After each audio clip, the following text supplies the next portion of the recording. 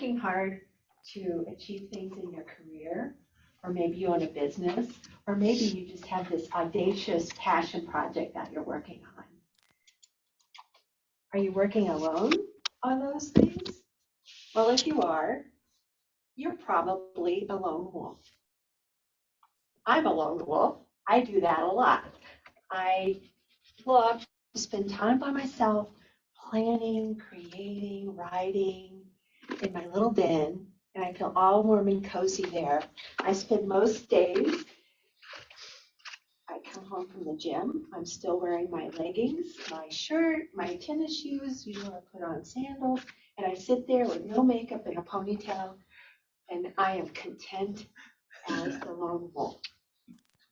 But that can be a problem because we need others to help us achieve things in life. We can't go alone and accomplish these things on our own. On the Myers-Briggs test, I'll give you a little bit more information so you don't think I'm completely an introvert. On the Myers-Briggs test, I tested as right in between an introvert and an extrovert. So for me, that was a good place to be. But since that test, I've spent 10 years working in my home office, and let's add 2 years of COVID to it, so I've gotten extremely comfortable. So I know that that's not a good thing, and occasionally I need a pep talk. Well, where I go to for a pep talk, some of you may know him, is Brendan Burchard. He's like, Forbes describes him as the leading personal coach, performance coach. And he has a free podcast. So when I'm at the gym, usually I have buds in my ears and I'm listening to a podcast. And when I really need a little extra kick in the butt, I listen to Brendan. And I knew I needed to network. And I was like, I don't want to network. It's a dirty word. But he does offer us some tips. And I agree with these. And these are things that I try to do and be cognizant of or aware of when I go out in public. So I'll share some of these with you. First, is no matter what you do in life, but particularly as we're talking about networking today, be intentional about what it is. Know why you're doing something. Some people call that being strategic, but intentional is another word for it. So understand why you're doing it. And when you're networking, know why you would want to attend this event. Just because you're asked to go someplace and you think you need to go to be a business person doesn't mean that's really where you should be. I've gone to Chamber of Commerce events and I feel very uncomfortable there. It feels more like a speed dating to me, and I've been married for a long time, so I'm very uncomfortable. So I don't go there, just to give you an example. Brendan offers another tip, and this is one that I love, and I think I tend to lose perspective here, and this may be helpful for you as well, is be prepared. This means not have your elevator speech memorized. This means when you show up, make sure you're dressed. I'm a business person, I'm a financial executive type, so I need to look the part. And if your business is different, you need to show up prepared, looking at. So kind of like a football team, they show up wearing uniform. Also, show up, be hydrated, don't be hungry, and be mentally prepared. So what this means is because there's an open bar, doesn't mean that's where you should be hanging out. That can be a bad thing. I have stories I can share, but I won't today.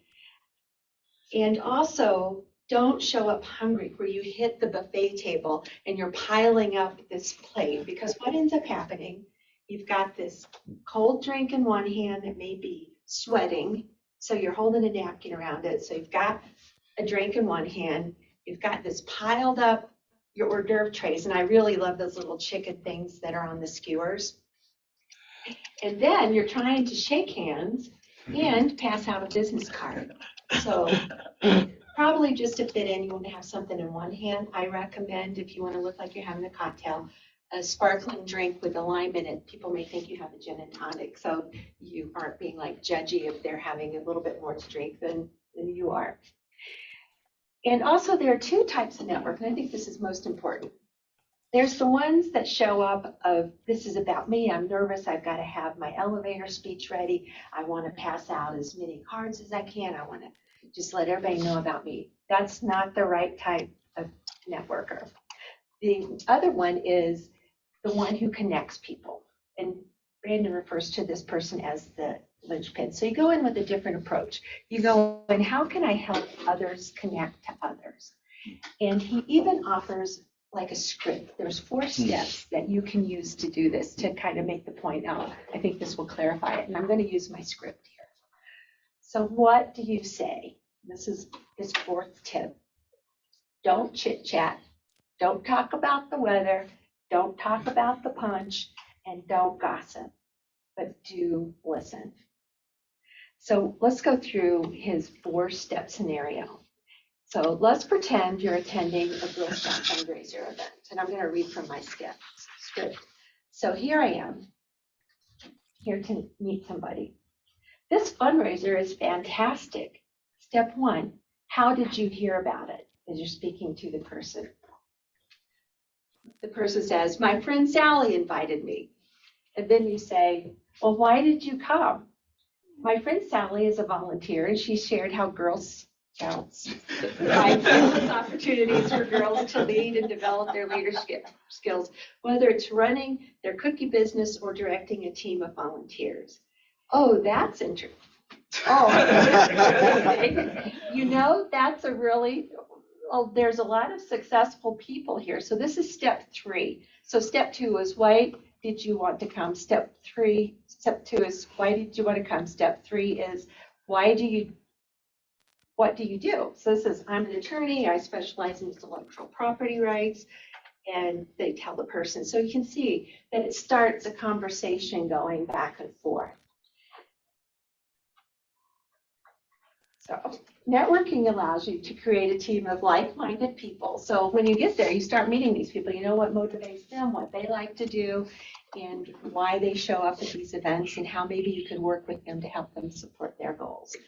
And I want to pass along a famous African proverb that you may have heard of. If you want to go fast, go alone. If you want to go far, go together. Thank you.